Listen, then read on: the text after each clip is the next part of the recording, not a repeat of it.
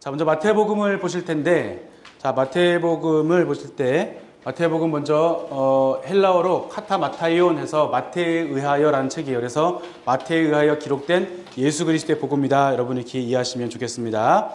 자, 기록자를 보시면 기록자는 마태입니다.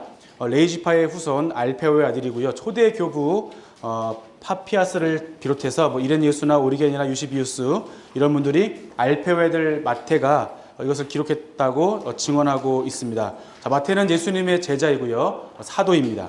그리고 또한 마태의 직업은 세리였습니다. 그렇기 때문에 마태가 이러한 세리라고 하는 직업의 특성상 기록하거나 분류하거나 또한 보관하는 일에 익숙했기 때문에 예수님의 생애와 예수님의 가르침을 주제별로 정리하는 것이 굉장히 좋았을 것이라고 해서 마태복음을 이제 기록했다고 보는 것이고요. 그 다음에 이제 마태복음에 있는 이 내용은요, 다른 데는 좀 이렇게 시간의 순서가 있지만 마태복음은 이제 주제별로 되어 있습니다. 그렇기 때문에 여러분이 이걸 보실 때 주제별로 되어 있다 이렇게 이해하시면 되겠고요. 그다음에 배경을 보시면 예루살렘 교회는 몇 번의 박해로 인해서 위기로 인해서 성도들이 흩어지게 되었습니다. 흩어졌는데 스데반의 순교 이후에 헬라파 그리스도인이 떠나갔고 유대인들은 남아서 있다가 요한의 형제 야고보 사도의 순교 44년이 있었죠. 그리고 바울의 체포, 그리고 예수님의 형제 야고보 사도, 그러니까 사도행전에 나오는 그런 야고보 장로님 있는데 이분이 누구냐면 예수님의 형제거든요. 이분이 62년에 순교를 당하시면서 예루살렘이라는 이 공동체가 사실은 영향력을 상실해 버렸어요. 교회로서요. 다시 한번 유대교가 성행하게 되고 이때 이 로마로부터의 예루살렘을 향한 박해가 굉장히 심해졌던 그러한 때입니다. 그래서 이제 이들 가운데 가장 잊을 수 없는 그런 사건이 있는데 유대전쟁이죠. 유대전쟁. 66년부터 73년까지 있어지는 유대전쟁, 그리고 70년에 예루살렘 성전이 멸망되어지는 이런 과정 가운데 굉장히 이 당시에 유대인이나 그리스도인이나 로마인이나 전부 다 하나같이 굉장히 어수선한, 또 굉장히 갈등 가운데 있었고, 또 전쟁이 위기에 있었고, 서로가 서로를 또한 게 힘들고 어렵게 하는 이런 일들이 있었는데, 특별히 같은 유대인이었던 유대인과 그다음에 유대 그리스도인과의 이런 갈등도 굉장히 많았습니다. 64년에 로마 총독이었던 게시우스 플로루스가 로마 군대를 이제 보내게 되었고, 이때 예루살렘 상부 시장을 약탈하라라고 하는 이런 명령을 내렸습니다. 그래서 로마 군인이 예루살렘 전역에서 물건을 약탈하고 주민들을 학살하기 시작했습니다. 자, 이 일로 이스라엘 사람들은 뭘 기다린다 그랬죠 아까? 메시아를 기다려요. 아직까지 예수님께서 이미 십자가에 달려 돌아가시고 부활하신 후에 나타났음에도 불구하고 아직까지 메시아를 기다리는 이런 사람이 있었는데, 이 사람들이 무장 봉기를 하였고 66년 6월에 대제사장 엘르아살이 로마 사람들과 황제를 위한 매일 제사, 그러니까 이 당시에 로마 사람들과 친로마 정책을 위해서 제사장들이 예루살렘 성전에서 매일같이 로마 정부를 위해서 쉽게 말하면 뭐 이런 기도회나 이런 제사를 매일 드렸는데 이 제사를 끊어버립니다. 끊어버리자 굉장히 갈등이 시작되게 되었고, 자, 그리고 이제 이때부터 7년 동안의 유대전쟁이 시작되게 되었습니다. 로마의 반란이 전국적으로 일어나게 되었고 진압이 어려워지게 되었습니다. 그러니까 내부적인 봉기가 너무 일어나니까 로마 자체에 파견된 군인으로서는 부족하니까 이때 로마에서 베스파시아누스라고 하는 이러한 로마의 군대 장관을 보내서 그가 6만 군인을 이끌고 시리아 지역에 머물면서 이제 내려와서 이제 이 예루살렘을 또 유대를 이제 정벌하는 그런 일들이 있게 되었는데요. 이때 이제 정치적인 메시아를 가졌던 유대인들이 유대 공동체에 유대 전쟁에 협력할 것을 요구하죠. 그러니까 예수님의 이러한 말씀을 가진 사람들, 떠나는 그런 사람들에게 다시 유대교로 돌아와라. 그래서 함께하자. 근데 나라를 위해 싸울 수는 있겠지만 싸우는 그 조건이 무엇이냐면 유대인으로 싸워야 되는 그런 문제가 있다는 것이죠. 조금 다음에 우리 히브리서 볼 때도 좀 내용이 연관성이 있는데요. 이제 내가 나라를 지키면서 위에 싸울 것인가 아니면 내가 신앙을 지킬 것인가라고 하는 이러한 갈림길에 서 있다는 것이죠. 그래서 내가 신앙을 선택한다고 한다면 나라를 버리는 꼴이 되는 것이고, 또 나라를 버리면 우리를 위해서 십자가에 신 예수님을 버리게 되는 이러한 상황이 교회 가운데도 굉장히 엄습하게 되었고, 히브리서 보면은 여기에 대한 배경이 굉장히 자세하게 나와 있습니다. 그러나 교회 공동체, 특별히 마태 공동체는 이것을 거부했습니다. 그리스도인들은 로마 군인들의 이러한 공격이 있고 임박한 상황 속에서 예루살렘 유대인들에서 추방을 당하게 되었고 예루살렘을 떠나는 상황이 되어진 것이죠. 그러니까 이제 예루살렘에서 함께 싸우면 좋은데, 근데 이거 그리스도인으로 또 그럴 수 없고, 또 이런 상황 가운데 유대인들은 추방당한 거죠. 이 추방이 굉장히 사실은 우리에게는 다른 교회 가면 되지 이럴 수 있잖아요. 근데 이 당시에는 다른 교회가 아니라 예루살렘 성전에서 유대인으로 추방되는 것은 죽는 것과 마찬가지라는 이제 그런 생각이죠. 그래서 이 사람들이 추방당하게 되었을 때 이제는 뭐예요? 유대인도 아니고 나가서는 이방인이고, 그러니까 이 가운데 이들이 우리는 신앙의 정통성이나 이런 부분이 굉장히 어려워지게 되고 마음이 아프게 된 것이죠. 자, 이런 가운데 이 사람들이 이 가운데 예수님의 우리 공동체에 믿는 그 예수님이 누구이신지 밝히기 위해서 이 책을 기록했다라고 보고 있습니다. 마태는 초기 유대인들을 향해서 기록됐기 때문에 이 유대인이 잘할 수 있는, 그래서 마태복음에는 구약의 인용이 상당히 많이 나와요. 예수님의 탄생이나 아까 말씀드렸죠. 나사렛 가거나 베들레헴 태어나신 것이나 애굽으로 피난 것이나 전부 다 뭐예요? 구약의 말씀의 약속대로 예언된 것이죠. 왜냐하면 이 말씀을 듣는 사람이 어디에 익숙하니까? 구약에 익숙한 사람들이니까 그 말씀을 근거로 예수님께서 하나님께서 보내신 하나님의 아들이라는 것을 분명히 말씀을 해주십니다. 그래서 이 족보가 나와 있는데 족보는 구약에서부터 예수님의 이르기까지 족보가 어떻게 됐다는 거예요? 끊어지지 않고 연결되어 있다는 거예요. 누구부터요? 아브라함부터 다윗까지, 다윗부터 바벨론까지, 바벨론부터 예수 그리스도의 이르기까지 하나님께서는 바벨론 포로지에서도 버리지 않는 그 하나님께서는 지금 예수님의 이르기까지 너희를 버리시지 않는다는 그런 것을 족보를 통해서 말씀해 주고 있습니다. 그래서 이 마태복음은 사실 제일 먼저 기록된 책을 우리가 마가복음이라고 보는데, 마태복음이 제일 먼저 온 이유는 무엇이냐면, 추측하건대 마태복음에 있는 이 구약에 있었던 족보가 구약 성경과 신약 성경의 다리 역할을 하게 되는 것이죠. 그렇기 때문에 마태복음이 또한 가장 많이 읽혀졌고 이 사람들이 가장 신앙의 규범이었기 때문에 저희들이 이제 이것을 마태복음 가장 앞으로 했다고 이제 추측을 하고 있습니다. 자, 기록 연대를 보시면 56년부터 68년경 했고요. 마가복음 우선설에 근거한 것입니다. 오늘날까지라는 단어 사용된 걸 보아서 예수님이 사역하신 그러한 내용의 가운데 오늘날까지, 우리가 그 사사기 보시면 오늘날까지 이런 거 보시면 왕이 없으므로 하면 뭐가 있다는 거예요? 왕이 있다는 것이죠. 오늘날까지는 옛날이 아니라 지금에 이르기까지 이런 거 보면은 이것이 예수님 사역하신 후에 시간이 좀 지났던 이제 이러한 시간을 볼 수 있겠고, 회당을 구별하여서 교회를 언급합니다. 그러니까 회당을 떠나서 이제 유동체 아니라 교회 자체적으로 이 공동체를 보기 때문에 에클레시아라고 하는 이러한 단어가 여기에 번역이 되었고요. 그 다음에 예루살렘 멸망과 성전 파괴가 예언 형식으로 기록되었습니다. 그래서 저희는 이것을 이제 58년부터 68년경 보는 거예요. 왜냐하면 예수님께서 여기 성전이 돌 위에 돌이 하나도 남지 않겠다는 말씀하신 걸 봤을 때 이것을 예언으로 보는 것이죠. 그래서 이것이 성취가 된 걸로 보는 것이고, 이걸 더 후대로 보는 분이 있어요. 어떤 분은 뭐 70년에서 90년까지 보는 분들이 있는데, 이분들은 뭐냐면 예수님께서 사역 가운데 이런 말씀하셨고 예수님 말씀은 어떻다는 거예요? 실제로 이루어진 사건을, 그러니까 이 말씀이 가짜라는 것, 지어낸 말이라는 것이 아니라 예수님 하신 말씀이 실제로 이루어진 걸 보면서 앞으로 이루어진 이런 일들 가운데 하나님 예수님 말씀 앞에 순종할 것을 촉구한다, 이렇게 보거든요. 그렇기 때문에 우리 예수님의 이러한 마태복음의 기록 연대에 대해서 먼저 우리가 보는 것은 이 말씀을 예언으로 봐서 58년에서 68년을 보지만 그렇게 후대에 보는 분들은 그런 관점으로 본다는 것을 여러분이 참고로 보시면 좋겠습니다. 그리고 이 책이 예루살렘 성전과 파괴에 대한 예언 성취 말씀드린 것이고, 115년 교부들의 저술 속에서 마태복음이 이정도 보면 이전에 마태복음이 기록했다 이렇게 보기 때문에 이제 이것이 우리가 기록 연대를 이런 식으로 살펴볼 수가 있겠습니다. 기록 연대에 대한 이견인데 이건 제가 방금 설명을 드린 부분이고요. 기록 목적을 보시면 유대인 독자들에게 예수님께서 구약의 예언의 성취로 오신 분이라는 것을 알려주고, 또한 메시아라는 것이죠. 메시아, 이분이 하나님의 아들 메시아라는 것을 알려주고, 유대인의 왕이심을 입증하기 위해서 구약의 말씀의 예언의 성취. 그래서 마태복음에서는 굉장히 예언의 성취가 많이 나오게 되는 것을 볼 수가 있습니다. 약속대로 오신 메시아, 그분께서 직접 가르치시고 전파하시고 고치시고 이런 걸 통해서 천국을 선포하시면서 이방까지 그 천국의 복음을 선포해야 한다는 그 말씀이 마태복음의 내용이라는 것을 여러분이 보시면 되겠습니다. 그다음에 이제 메시아의 왕국은 예수님부터 시작하는 거예요. 예수님께서 세례받으시고 하늘문을 열면서 새로운 창조, 하나님의 나라가 오시면서 회개하라 천국이 가까웠다 하시면서 그 오신 그 나라가 이제 예수님부터 시작한다는 것을 입증하기 위해서 되었고요. 자, 유대교에서 기독교인의 개종은 참 신앙의 모습이고 구약의 궁극적인 완성은 예수 그리스도이심을 증명하기 위해서. 그래서 이 마태복음이 어떤 거냐면 예루살렘에서 추방된 이 공동체에 어떻게 보면 신앙의 교과서와 같은 책으로 마태복음이 읽혀지고 쓰여졌다 이렇게 보고 있습니다.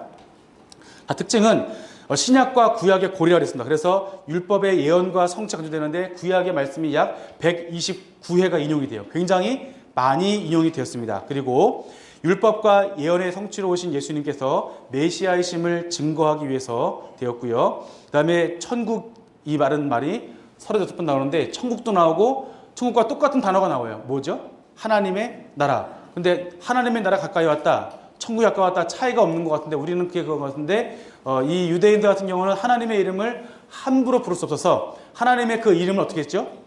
잊어버릴 정도로 그냥 문자만 써, 거룩한 거기 때문에 잊어버리고 이거 쓰고 하나님의 이름을 뭐 여호와인지 예후인지 야훼 쓰고 뭐라 읽었죠? 아도나이 이렇게 이제 불렀죠. 그것처럼 하나님의 이름을 함부로 부르셨기 때문에 이제 하나님이라 부르지 않고 천국, 하늘 이렇게 불렀던 거죠. 그래서 이제 마태복음의 특징은 천국, 유대인의 관점에서 쓰였다는 것을 볼 수 있겠고요. 그리고 종말이나 또 비유나 대화 속에 이것이 강조되어 있습니다. 또 사복음서 중에 유일하게 교회라고 언급이 되어 있고, 그렇기 때문에 이 책은 마태복음은 교회에, 마태 공동체의 교회에 주시는 예수 그리스도의 복음이라는 것을 우리가 볼 수 있겠습니다. 그리고 가르침이 많이 나옵니다. 그러니까 마태복음이 말씀드린 것처럼 유대인에 대한 이제 유대인을 대상으로 말씀을 전한 것이기 때문에 이분들에게 가장 말씀의 권위자가 누구냐면 모세이죠. 자, 모세는 성경을 몇 권 기록했다고 알고 있죠? 모세 오경이죠. 그렇기 때문에 마태복음에 나와 있는 이 설교가 몇 편이냐면은 5편이 있어요. 뭐 5장, 6장, 7장, 또 10장, 또 13장, 또 18장, 24장, 25장 이렇게 5편의 설교가 있는데 이걸 통해서 예수님께서 새로운 모세, 진정한 모세이심을 밝히 보여주고 있습니다. 또 설교, 이적, 비유 말씀, 순환 등을 주제별로 이제 기록이 되었다는 것을 여러분이 살펴보시면 되겠고요. 첫 절과 끝 절을 보시면 아브라함과 다윗의 자손 예수 그리스도의 계보라 말씀하시면서 예수 그리스도는 구약에부터 끊어진 어떤 분이 아니라 함께 이어 내려오는 아브라함부터 다윗에 이르기까지. 아브라함은 누구죠? 이스라엘 민족의 시작이 아브라함이고요. 다윗은 메시아 왕국의 표상이 다윗입니다. 그렇기 때문에 이런 걸 통해서 예수님께서는 진정한 정통성이 있으시다는 것을 말씀해 주는 것이고요. 또 아브라함 같은 경우는 또 누구의 조상되죠? 믿음의 조상되지만 이방인의 조상되는 거예요. 그렇기 때문에 이 아브라함을 근거로 내세운 것을 볼 수 있겠고, 그렇기 때문에 마태복음에서는 유대인을 향해서 말씀을 증거하셨지만 결국 이들에게 주셨던 사명은 무엇이냐면 이방인에게 복음을 증거해야 한다, 이렇게 우리가 볼 수 있겠습니다. 그래서 마지막 말씀이 뭐냐면 내가 너에게 분부한 모든 것을 가르쳐 지키게 하라. 어디까지요? 땅끝에 이르기까지 복음을 증거하라는 거예요. 그래서 세상 끝날까지 내가 너희와 함께 있을 것이다. 새로운 메시아, 그분께서는 어떻게 한다고요? 우리와 영원히 함께 하신다는 것을 말씀해 주면서 예수님 말씀을 가르치시고 전파하시고 고치시는 이러한 사역을 이방인에게 너희들로 전하여서 땅끝까지 하나님의 나라, 마태복음에 보면 천국을 선포하는 삶으로 살아가라는 메시지가 마태복음이라고 여러분이 이해하시면 되겠습니다. 마태복음의 전체 복음을 보시면 마태복음은 전체 28장이에요. 그리고 마가복음은 16장이고요. 그리고 누가복음은 24장이고요. 요한복음은 21장이에요. 다 외우셨네요. 그래서 제가 좀 재밌는 걸 준비했는데 이게 다 아실 것 같아서 강의를 다 듣고 오신 것 같아요. 그래서 혹시 처음 오신 분들이나 못 보신 분들을 위해서 제가 한번 나름대로 연구를 거듭한 것을 말씀해 드리겠습니다. 자, 신약성경 특별히 28장 나온 다음에는요, 반드시 뭐가 나와요? 16장이 나와요. 법칙이 그렇게 돼 있어요. 자, 마태복음 28장에다 28에 마가복음 16장이에요. 사도행전 몇 장이죠? 28장. 로마서는요? 16장. 이런 게 있다는 거예요, 그냥. 중요한 건 아니고 법칙이나 원리 절대 아니다. 우연히 그렇게 있다는 거예요. 그래서 마태복음이 28장, 마가복음은 16장인데 마태복음이 28장. 그래서 이제 마태하고 마가가 모여가지고 28에 16인 것을 누가가 맞추지 못해서 누가가 이 일로 요한에게 가서 누가가 이사 갔다는 거예요. 그래가지고 요한복음은 21장이고 누가복음 24장이라는 것이죠. 누가복음은 대상이 이방인이라서 이방인을 사랑하신 하나님, 그래서 24장이고, 요한복음에서는 예수님께서 몇 가지 표적이면 7가지 표적을 주세요. 세상에 몇 가지 표적이요? 7가지 표적. 세상에 또 7가지 자기 계시가 있어요. 몇 가지 계시요? 7가지 자기 계시. 그러니까 37에 21 이러면 되겠습니다. 28에 16. 누가복음은 이방인을 뭐 하신다고요? 사랑하신다. 그리고 요한복음은 세상에 뭐 하신다고요? 7가지 표적과 7가지 자기 계시를 통해서 예수님이 누구신지 드러나시기 때문에 37에 21 이러면 마태복음은 28장, 마가복음은 16장, 누가복음은 24장, 요한복음은 21장 이러면은 다 이제 안 잊어버리시죠? 네, 감사합니다. 창세기는 다 아시죠? 한번 끝까지 해보려고 하는데 지금 시간이 그렇게 많지가 않아서 하고 싶은 마음이 몇 가지 있는데 타복음서만 일단 하는 것으로 하고 이제 들어가 보도록 하겠습니다. 예수님의 이제 사역 준비를 보실 텐데 이제 사역 준비 보시면 사역 준비는 예언의 성취와 확증이에요. 이 말씀이 어디냐면은 1장부터 4장인데 특별히 예수님의 탄생 이전에 1장, 2장인데 이 1장, 2장에 대한 그 예수님의 예언의 성취가 정확히 몇 개 나오냐면 정확히 몇 개일까요? 5개가 나와요. 이것도 모세오경을 좀 이제 유추해서 했다고 볼 수 있겠죠. 그래서 예수님께서는 예언대로 말씀대로 오신 분이라는 것이고 이것이 확증되었다는 거예요. 그리고 그리스도의 사역에 대한 소개가 있습니다. 예수님께서 이 땅 가운데 어떤 사역을 하실지 주제가 되는 말씀이 마태복음 4장 1절 12절부터 25절 가운데 있겠고요. 그 다음에 예수님의 그리스도의 사역이에요. 그리스도 사역인데 예수님께서 하신 일들을 주제별로 나누었기 때문에 첫 번째 예수님의 가르치심, 우리가 복음서 가운데 예수님의 가장 귀한 가르침이 여겨지는 그 말씀이 뭐냐면 산상수훈 말씀이라고 볼 수 있겠죠. 다 중요하지만 우리가 산상수훈인데 그 중에 특별히 팔복의 말씀, 특별히는 아니었죠. 전부 다 중요하지만 그런 말씀이 바로 예수님의 가르치심 속에 있다는 거예요. 왜냐하면 모세는 이렇게 알렸지만 나는 너에게 이렇게 말한다. 너희는 이 말씀을 이렇게 했지만 나는 너에게 이렇게 말한다.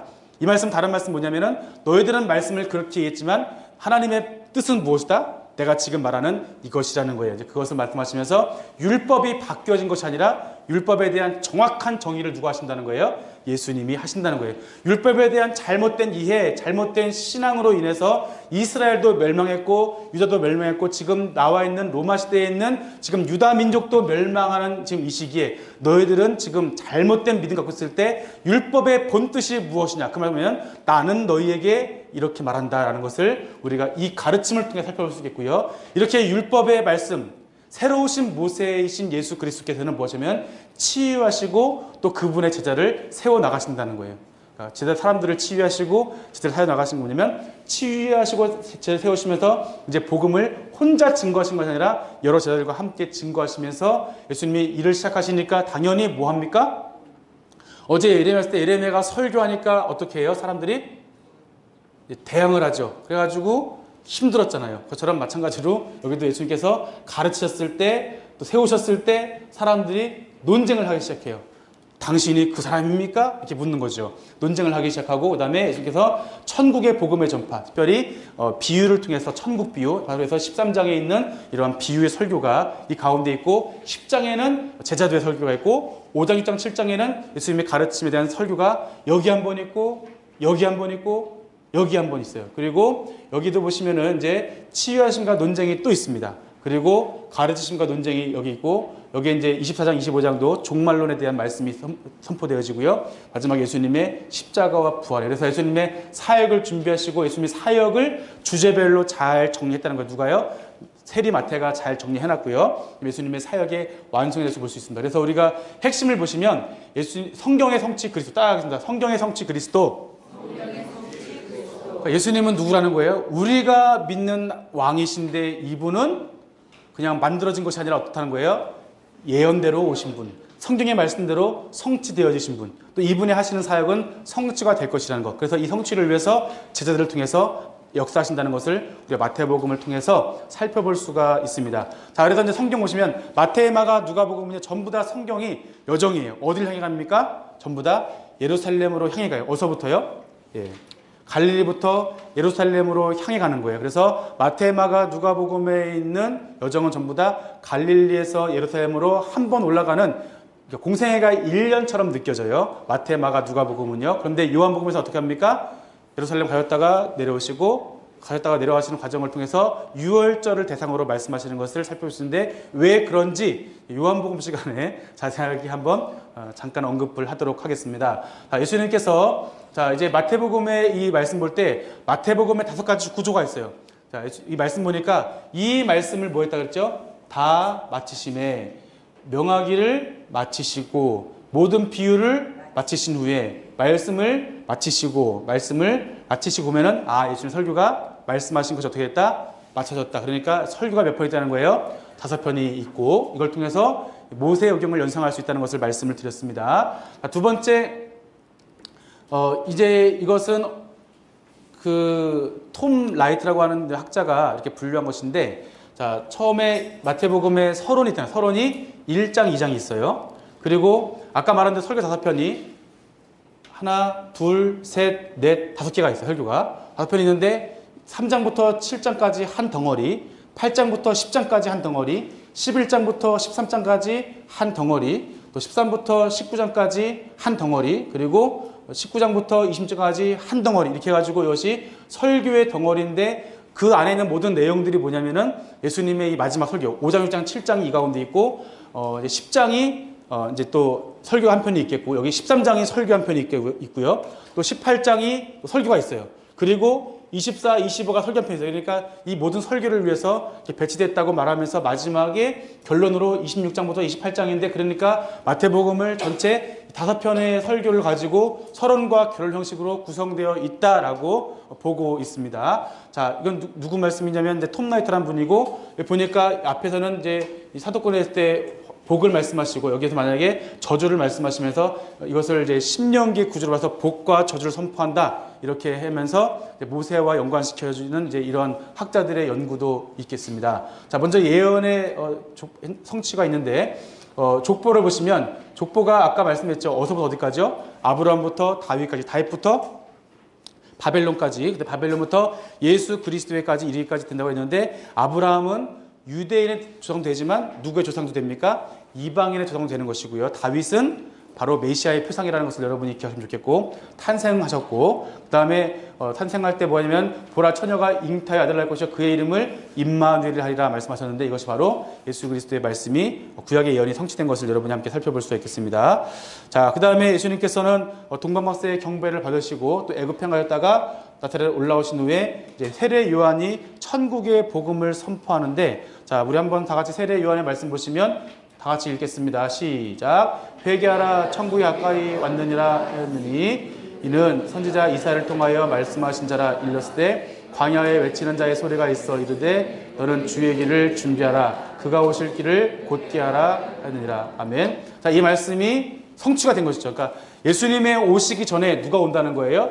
이사야서 43장 40장 3절에 보니까 광야에 외치는 자의 소리가 있던 거예요. 그래서 세례 요한이 사역하신 곳이 광야죠. 사역하셨고, 그 다음에 주의 길을 예배하라, 예수님의 길을 오게 하라, 그의 길을 곧게 하라 말씀하시면서 세례 요한에 오는 것도 예수님께서 오시는 것에 대한 예언의 성취가 이루어졌는데, 이분이 선포하신 말씀이 뭐냐면 회개하라, 천국이 가까이 왔다는 것이죠. 회개, 무엇을 회개합니까?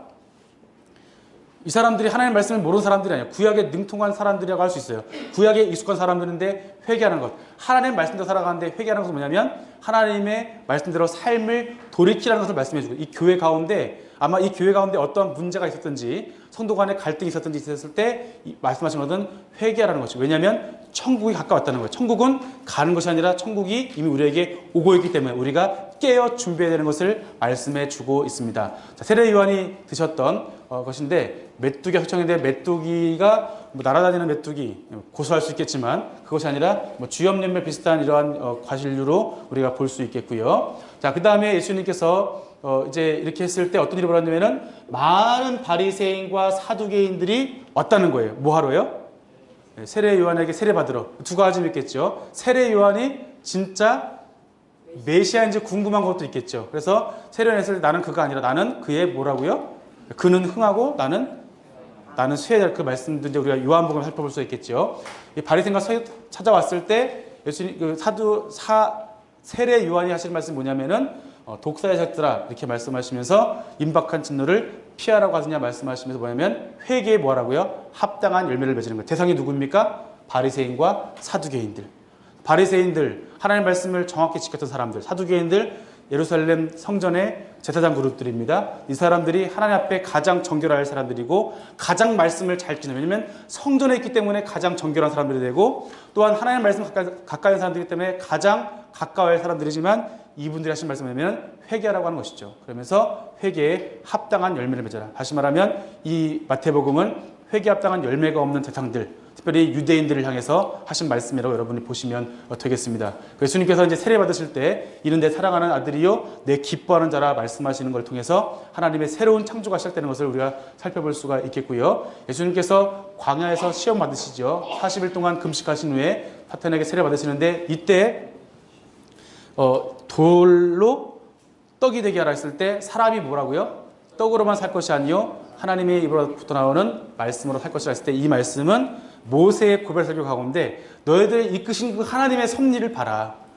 너희들이 봐라 하면서 사람이 뭐 하는 거예요? 떡으로만 살 것이 아니라 하나님의 입으로 나오는 모든 말씀 할 것이 하면서 사탄의 이런 유혹을 물리치십니다. 두 번째 뛰어내리라 했을 때 근데 사탄이 두 번째 뛰어내릴 때는 또 말씀을 근거로 뛰어내리라 그래요. 예수님께서 말씀을 근거로 이기시니까 사탄이 오 하면서 또 자신도 말씀을 근거로 하는 거예요. 그래서 시편에 있는 말씀, 시편의 91편 11절 12절 말씀이에요. 뛰어내리면 주께서 우리를 상하지 않게 하시라는 말씀이 있는데 그 말씀 근거로 한번 뛰어내려봐. 하나님의 아들이면 한번 뛰어내려봐. 하나님의 아들이면 뛰어내려가지고 다치면 아니네 할 거고 안 다치면 내가 하나님의 아들을 인정해 줄게 이렇게 하니까 예수님께서 뭐라 하십니까? 주 너희 하나님을 시험하지 말라는 것이. 이것도 신명기 6장 8절의 말씀을 근거로 하나님을 시험하지 말라 말씀하셨고 경배하라고 말씀했을 때 이번에는 이제 하나님의 아들인 것을 인정하는 것 같아요. 다만 만일 나에게 경배하면 하나님의 아들이니까 나에게 경배하면 한 번만 경배하면 내가 괴롭히지 않고 모든 걸 다 줄게라고 말했을 때 예수님께서는 하나님께만 경배하라 말씀하시면서 모든 시험을 이겼는데 이때 시험을 이기신 모든 말씀이 무슨 말씀이냐면 바로 신명기 말씀이라는 것을 여러분이 기억하시면 좋겠습니다. 자, 그리고 이제 그리스도의 사역의 소개인데요. 말씀을 다 같이 예수님 말씀을 어떻게 말씀하시냐면 우리에게 말씀하시면 회개하라 천국이 가까이 왔다. 세례 요한하신 말씀처럼 천국이 가까웠다는 것을 말씀하시는 것을 볼 수 있겠고요. 그리고 예수님의 사역인데요. 자, 가르치시며 전파하시며 고치신다는 거예요. 어디 다니면서요? 온 갈릴리에 두루 다니시면서 회당에서 뭐 하시고요? 가르치시고 두 번째로 천국 복음을 전파하시고 세 번째로 모든 병과 모든 약한 것을 고쳐주시는 것이 예수님의 사명이라는 거예요. 그래서 우리가 이런 걸 근거로 마태복음을 여러분이 이 내용을 한번 보시면 되겠습니다. 그 다음에 그리스도의 이제 가르치심인데요. 바로 이 그리스도의 가르침은 8가지의 삶의 자세, 우리가 팔복이라고 하는 것, 때로 어떤 분들은 구복이라고 말씀하고 있고요. 이런 팔복의 말씀인데 여기서는 심령이 가난한 자, 애통하는 자, 온유한 자, 의에 줄이고 목마른 자, 긍휼히 여기는 자, 마음이 청결한 자, 화평케 하는 자는 복이 있다. 마지막으로는 의를 위하여 박해를 받는 자, 그리고 나로 말미암아 너희를 욕하고 박해하고 고치도록 너희를 거슬려 모든 악한 말을 할 때는 너희에게 복이 있나니 라고 하시는 것을 보았을 때 이 모든 말씀의 초점이 어디냐면은 이 박해에 있다는 거예요. 유대인으로서 박해에 있을 때 하나님께서 이 말씀을 전하시면서 그리스도인으로서 어떠한 삶의 자세를 가질 것인지 말씀하고 있다는 것입니다. 특별히 이 온유 같은 것은요, 사실 온유는 힘이 약하고 부드러운 것이 온유가 아니라 힘이 있지만 내 힘을 내려놓고 하나님 말씀에 순종하는 것을 온유라고 하는 겁니다. 내 뜻이 아니라 하나님 뜻에 순종하는 온유인데 그런 사람들은 땅을 기업으로 받을 것이라고 말씀해 주는 것을 살펴볼 수 있겠고 굉장히 어려운 가운데 심령이 가난하고 절박한 심정 가운데 애통하는 자에게 지금 우리가 비록 유대 공동체에 쫓겨나서 이 가운데 살아가는 것 척박하고 정말 굶주림과 같은 정말 갈급한 절박한 상황 가운데 이것 가운데 하나님을 바라고 구하는 자들에게 복이 있을 것이 말씀하시면서 박해를 받는 자들에게도 복이 있을 것이라고 말씀해 주고 있습니다. 그러면서 이렇게 8가지 삶의 자세를 말씀하신 후에 너희들은 세상의 소금이다. 세상의 빛이다라고 말씀하시는 겁니다. 우리가 사명이 소금과 빛이라는 거예요. 소금은 맛을 내야 되고요. 빛은요, 빛을 비추는 겁니다. 소금은 짠 곳에도 짠맛을 내야 되고 빛은 밝은 곳에도 빛을 비추어야 되는 거예요. 정체성을 잃지 말라는 거예요. 그리스도인으로서 하나님의 백성으로서 우리가 왕이신 예수님, 구약부터 예언되어 오신 그 예수님을 믿는 사람들의 삶은 8가지의 삶의 자세 살 것인데 이 삶은 소금과 빛처럼 정체성을 잃지 말고 살라라고 하는 것을 말씀해 주고 있습니다. 그래서 이어서 하시는 말씀은 율법과의 관계, 율법의 정신이 무엇인지 살인하지 말라, 간음하지 말라 이 말씀하시는데 사람 살인하지 말라 했지만 나는 너에게 말하노니 형제를 미워하는 자마다 말씀하시면서 이 살인에 대한 이 하나님의 뜻이 무엇인지를 정확하게 말씀해 주신 것을 볼 수 있습니다. 간음하지 말라, 사람들이 행한 것만 간음이 아니라 이미 마음의 의욕을 품은 자마다 이미 간음한 자라고 말씀하시면서 사람이 행하는 것이 그 사람들의 행함을 가지고 정죄할지 모르겠지만 하나님께서는 그 마음의 중심을 보시고 율법의 정확한 뜻이 무엇인지를 말씀해 주고 있습니다. 맹세에 관해서, 보복에 관해서, 원수를 사랑하는 것에 대해서 정확히 말씀하시면서 율법을 가진 사람들이 어떤 말씀을 할 것인지 말씀해 주십니다. 그래서 하시는 말씀은 율법의 선자를 폐하러 오신 것이 아니라 뭐 하신 것입니까? 완전하게 하러 오신 것이라는 것을 우리에게 말씀해 주고 있습니다. 그리고 또 이어서 너희의 의가 서기관과 바리새인보다 낫지 못하면 천국에 들어갈 수 없다는 것을 말씀해 주십니다. 바리새인과 서기관들 하나님의 말씀을 가장 열심히 회당에서 가르치는 분들이 이분들이에요. 그런데 이분들의 삶보다 더 낫지 못하면 이분도 사실은 털어서 먼지 안 나는 사람들입니다. 그리고 이분들이 우리가 자꾸 예수님이 뭐 독사하셨더라라고 해서 우리 똑같이 그렇게 말할지 모르겠지만 이분들은 정말로 완벽하게 말씀을 지키기 위해서 노력한 분들이에요. 그런데 예수님 하신 말씀은 뭐냐면 이 사람들보다 더 의가 낫지 못하면 천국에 들어갈 수 없다고 말씀하시면서 하나님의 뜻은 무엇이냐면 우리의 삶이 하늘에 계신 너희 아버지의 온전한 것 같이 너희도 온전하라는 거예요.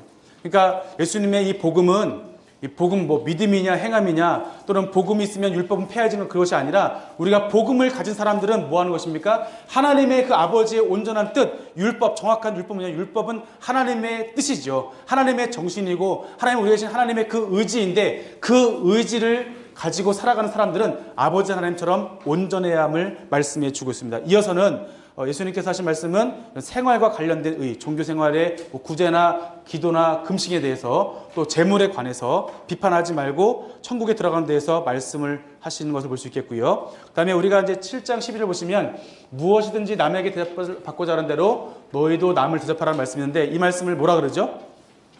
근데 성경에는 황금률이 없다는 것이죠. 그래서 이 황금률이 17세기부터 문서에는 이것이 표현이 되었고 그 다음에 이것이 3세기 로마의 황제 세베루스 알렉산데르가 이것을 문장으로 자기에게 황금 만들면서 이것이 황금률이라 했는데 이것이 성경은 다 황금률이죠. 이것만 황금률이 아니라 우리가 황금률 쓸 때 성경에는 있는 말이 아니라는 것을 여러분이 한번 참고해 주시면 좋겠고요. 자, 예수님 하신 말씀은 또 뭐냐면은 좋은 나무와 나쁜 열매 말씀하시면서 좋은 나무가 뭐 한다는 거예요? 좋은 열매를 맺는다는 거예요. 열매로 그들을 알리라. 우리가 그리스도 된다는 것, 우리가 하나님 백성 된다는 것은 우리의 열매로 그것을 증명할 수 있기 때문에 하늘에 계신 내 아버지대로 행하는 자라야 어디 간다는 거예요? 천국에 들어갈 수 있다는 것을 말씀해 주고 있습니다. 우리의 삶에 대해서 그리스도의 삶이 무엇인지를 분명하게 말씀해 주십니다. 마지막에는 누구든지 나의 이 말을 듣고 행하는 자는 그 집을 어디에 지은 사람입니까? 반석 위에 지은 사람이에요. 그래서 비가 오고 창수가 났을 때 흔들리지 않는 그 사람이 말씀 행한 사람이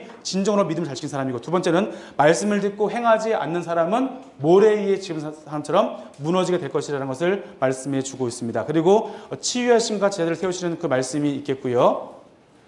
약속대로 오신 예수님, 그리고 성경의 이 5장 6장 7장을 통해서 새로운 모세의 가르침을 주신 예수님께서는 어떤 분이냐? 능력과 또한 이적을 행하시면서 그들에게 아픈 것을 고쳐주시고 또 전파하시는 모습을 볼 수가 있습니다. 각종 병을 고치시고 또 이제 권위 있는 분으로서 치유하시며 제자들을 세워나가시는 모습을 우리가 살펴볼 수 있겠고요.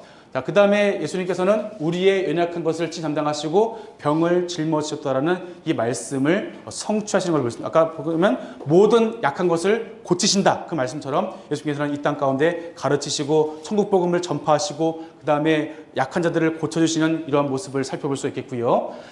그 다음에 이제 이러한 중풍자 고치시고 마태를 부르시면서 금신동쟁 가운데 예수님께서 진정한 그 세리와 죄인들에 대해서 의인을 위해서 오신 것이 아니라 죄인을 위해서 오셨다는 말씀을 여기에서 하시죠. 그다음에 두 맹인 고치시고 귀신 들려 말 못하는 자를 고치시는 이러한 내용이 마태복음의 내용입니다. 그런데 말씀 보시면 이사야 말씀에 맹인의 눈이 밝아지며 못 듣는 사람의 귀가 열릴 것이다. 예수님 오시는 그때. 근데 이 일이 사실 벌어지고 있다는 것을 우리가 볼 수 있겠고요. 자, 예수님께서는 무리를 보시고 불쌍히 여기셔서 또 큰 무리를 보시고 불쌍히 여기시고 또 불쌍히 여기셔서 그들에게 말씀을 증거하시는 거예요. 그러니까 예수님의 이 뜻은 무엇이냐면 우리 무리를 불쌍히 여기시고 그들도 뭐 되기 위해서 천국 백성 되기 위해서 돼야 되는데 가장 먼저 이 말씀의 대상이 누구냐면 유대인이라는 거예요. 유대인 너희들이 지금 버림받은 것이 아니라 역대기 보시면 역대기도 그들이 버림받지 않았다는 것을 증거하기 위해서 뭐 하신 거예요? 구약의 아담, 셋에서 시작해서 역대기에 있었던 족보가 오는 것처럼 이들에게도 이들의 정통성을 위해서 족보로 먼저 말씀하신 다음에 이 사람들에게 주는 사명이 뭐냐면 천국 복음을 전파한다는 거. 어디까지요? 주님 오시는 그날 땅끝까지 이르러서 천국 복음을 전파하는 것인데, 자, 그래서 예수님께서는 무리를 보시고 사람들을 보실 때마다 뭐 하시면 불쌍히 여기시는 마음이 있다는 거예요. 아, 저 사람도 천국 백성이 돼야 되는데, 돌아와야 되는데, 무리를 보시고 불쌍히 여기시고 이런 모습을 저희들이 함께 살펴볼 수 있습니다. 예수님의 마음입니다. 추수할 것은 많지만 일꾼이 적다는 것이죠. 자, 그 다음에 예수님 하신 말씀 뭐냐면 이스라엘의 잃어버린 집 어린 양으로 간다는 거예요. 대상은 뭐예요? 대상은 이방인에 가지만 먼저는 누구라는 거예요?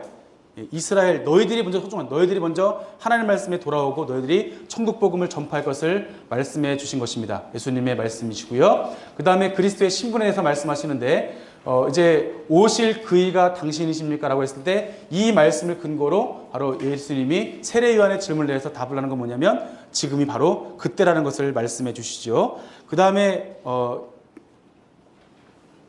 천국 복음의 전파와 배척이 있는데 바로 이런 예수님의 이 비유에 대해서 씨 뿌리는 자. 그래서 중요한 건 뭐냐면 씨 뿌리는 자예요. 씨 뿌리는 자에는 땅이 있죠. 땅이 몇 가지 나오죠? 네 가지. 옥토가 있고 또 돌짝밭이 있고 가시덤불 또 길가 이렇게 땅이 있는데 이러한 땅이 중요한 것이 아니라 마태복음의 중요한 뭐예요? 씨 뿌리는 자라는 거예요. 씨를 잘 뿌려야 된다는 거예요. 너희들이 씨를 뿌려야 돼요. 때를 얻든지 못 얻든지 또는 열매를 맺든지 얻든지 씨를 뿌려야 한다는 것을 말씀해 주고 있는 것입니다. 자, 그다음에 가라지의 비유. 추수를 일단은 잘 자라기 위해서 이것을 기다려야 된다는 것을 말씀하시고 겨자씨와 누룩. 심었지만 커지는 것처럼 심었지만 작은 부분이지만 빵을 부풀게 하는 것처럼 하나님의 복음이 우리도 모르게 하나님의 신비라는 것이죠. 겨자씨가 자라서 나중에는 새가 깃드는 것처럼 하나님의 나라가 이렇다는 것을 말씀해 주시고 감춰진 보물과 진주, 천국의 제자된 서기관의 비유를 말씀하시고 그렇지만 예수님께서는 고향에 가셔서 배척을 당하시는 모습을 우리가 살펴볼 수가 있습니다. 자, 그 다음에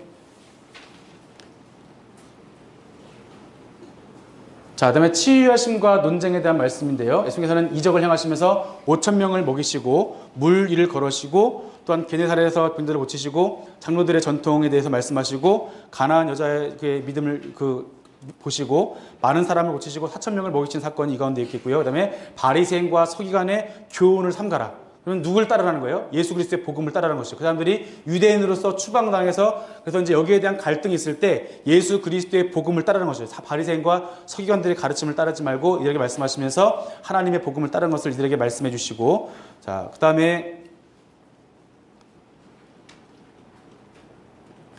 예루살렘에 이제 입성하시고요. 성전 정화 사건이 이 가운데 있고 무화과 나무를 저주하십니다. 그 저주하시는 이유는 뭐냐면 성전을 정화하시는 이유 무엇이면 무화과 나무를 저주하는 것에서 나와 있어요. 성전을 정화하시고 무화과 나무를 저주하시는데 뭐라 하시냐면은 열매가 없음을 하시는 거예요. 성전에서는 뭐가 있어야 되는 거예요? 열매가 있어야 되는데 이 성전에 너희들의 그러한 만민이 기도하는 집을 장사하는 사람의 소굴을 만들고 이렇게 만들었을 때 너희들의 여기에서 뭐가 없다는 거예요? 열매가 없다는 거예요. 가장 중요하게 여기는 성전. 그들이 지금 유대인이 가장 지키고 싶어하는 이러한 성전이지만 여기에 뭐가 없냐면은 열매가 없다는 거예요. 기도가 없다는 것이고 여기가 지금 장사의 소굴로 되어버린다는 것이죠. 그래서 이것을 지적하시고 무화과 나무를 저주하시면서 저주의 내용은 열매가 없음을 저주하신다는 것이죠. 그리고 가해사에게 하는 세금에 대해서 말씀하시면서 가해세금 가해사에게 하나님의 것은 하나님에게 말씀하시면서 결과적으로는 가해사의 것도 하나님의 것이라는 것을 말씀해 주시죠. 그 다음에 율법 중에 어떤 것이 가장 크냐는 이러한 질문에 하나님 사랑하고 이웃 사랑하라는 것을 여기서 말씀해 주시고, 그래서 이제 그 말씀을 볼 수 있겠고요. 그래서 마음을 다하고 목숨을 다하고 뜻을 다하고 힘을 다해 주 하나님을 사랑하였으니 이거 첫째 되는 계명이고 둘째도 이거 같은데 이웃을 사랑하라는 말씀을 여기서 주십니다. 이것이 율법과 선지자의 강령이라는 거예요. 율법 선지자는 뭐냐면 하나님 사랑, 이웃 사랑하는 것이죠. 수많은 그런 법조문이 아니라 하나님을 사랑하고 이웃 사랑하는 것, 우리의 이웃도 돌봐야 되고 그들에게 하나님의 말씀을 전해야 된다는 것을 말씀해 주고 있습니다. 그다음에 예루살렘에 대해서 탄식하는 내용이 있는데 예루살렘 보시면서 탄식하시는 거예요. 정말로 여기에 하나님의 거룩함이 있고 하나님 솔로몬 성전 보면 하나님의 눈과 마음이 있어야 될 성전, 이것이 멸망하고 나서 예레미야의 예언처럼 예스겔의 예언처럼 하나님의 말씀 가운데 70년 만에 돌아오고 성전이 회복되었는데, 그런데 여기에서 하나님의 말씀에 나라가 회복되지 않는 이러한 가운데 다시 이들이 바리새인을 중심으로 하나님의 사두개인 중심으로 성전이 다시 축되었고 헤롯에 의해서 성전이 되었을지 모르겠지만 이 가운데 무엇이 없다는 거예요? 예루살렘아 예루살렘 하시면서 여기에서 진정으로 열매가 없는 모습 보시고 우시며 기도하시는 예수님의 모습을 우리가 살펴볼 수 있습니다. 자, 그리고 예수님께서는 하신 말씀 뭐냐면 지극히 작은 자에게 한 것이 나에게 한 것이다. 지극히 작은 자에게 하지 아니한 것이 나에게 하지 아니한 것이라 말씀하시면서 우리의 삶이 정말 작은 자에게 삶으로 나가야 된다는 것을 말씀해 주시고요. 그 다음에 십자가의 고난과 부활의 그 내용을 우리가 함께 살펴볼 수 있습니다. 자, 그래서 예수님께서는 유월절 예비하셨고 주길 음모 가운데 이러한 여러 가지 사건이 있겠고요. 최후의 만찬이 있고 또 겟세마네 손에서 예수님께서 체포를 당하시는 이러한 말씀을 함께 살펴볼 수가 있겠습니다. 자, 이렇게 해서 이제 마태복음을 여기까지 하겠고요. 그 다음에 이어서 이제 마가복음을 보도록 하겠습니다.